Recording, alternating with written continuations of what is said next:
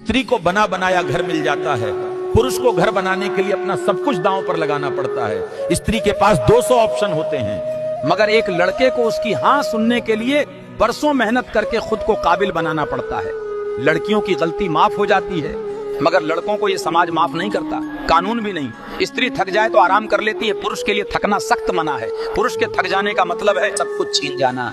आज के युग में पुरुष बनकर जीना बहुत मुश्किल है। बचपन से लेकर बुढ़ापे तक उसे बोझ ढोना पड़ता है, उम्मीदों का, जिम्मेदारियों का, और ये जब तक जिंदा रहेगा तब तक चलता रहेगा। इसलिए ऐसे इंसान से थोड़ा कदर से। औरतों को बड़ा घमंड होता है कि हमारे ऊपर हजारों लोग मरते हैं, मरते भी होंगे, क्योंकि झूठे बर्तनों को चाटने के लिए हमेशा आवारा कुत्ते तैयार रहते हैं। अगर जीवन में खुश रहना है तो सबसे पहले दूसरों से तुलना करना छोड़ दो। भगवान ने हर फूल को अलग रंग और खुशबू दी है। अगर गुलाब अपनी तुलना कमल से करने लगे तो वो अपनी खुशबू ही भूल जाएगा। आप जैसे हैं वैसे ही श्रेष्ठ हैं। याद रखना, वक्त से पहले और भाग्य से ज्यादा कभी किसी को कुछ नहीं मिलता।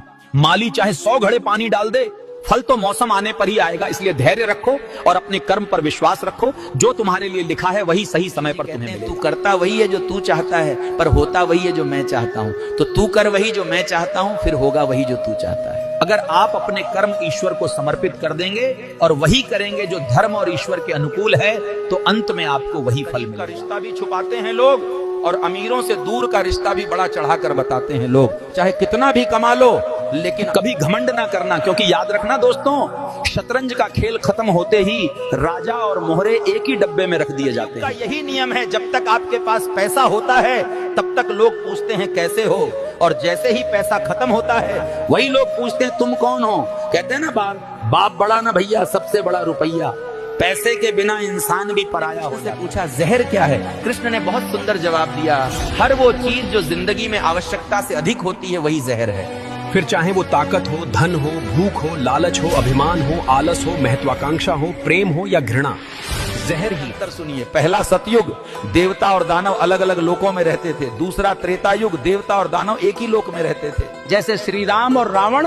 तीसरा द्वापर युग देवता और दानव एक ही परिवार में रहते थे, जैसे युधिष्ठिर और दुर्योधन। चौथा कलयुग, इसमें देवता और दानव एक ही शरीर में रहते हैं। मनुष्य कब देवता से दानव रूप में आ जाए कोई नहीं। में संपत्ति मिलना बड़ी बात नहीं, विरासत में अच्छे संस्कार मिलना बड़ी बात है।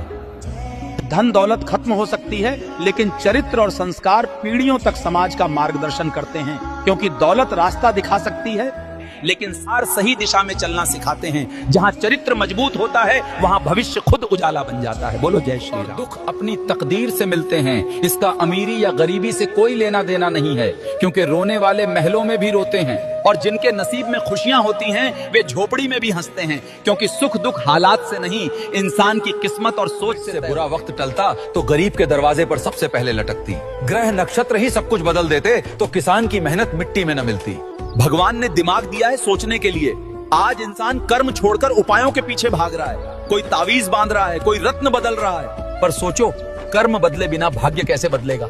पूजा से पहले सोच बदलो, तभी भगवान पास आएंगे, वरना सब ढोंग ही रहेगा। बोलो जय। दुनिया बदल गई है। क्या बदला है दुनिया में? मिर्च ने अपना तीखापन नहीं छोड़ा, आम ने अपनी मिठास नहीं छोड़ी, पत्तों ने अपना हरा रंग नहीं छोड़ा। सिर्फ एक इंसान ही है जिसने अपनी इंसानियत छोड़ दी और कहता फिरता है कि दुनिया बदल गई है। असल में दुनिया नहीं बदली, बस लोगों के इरादे। महाराज जी कहते हैं भगवान ने ये शरीर रूपी खेत दिया है, जो बो रहे हो वही काटना पड़ेगा। बुद्धिमान हो, प्रभु की आज्ञा से चलो, दुख तुम्हें स्पर्श भी नहीं कर पाएगा। यानी अगर आप क्रोध, छल, झूठ और अहंकार बो रहे हैं तो फिर जीवन में दुख, अपमान और अशांति की फसल ही मिलेगी। तो अगर आप सेवा, सच्चाई, संयम, दया और प्रभु नाम बो रहे हैं तो फिर सुख, शांति और आशीर्वाद अपने आप जीवन में उतर आएंगे।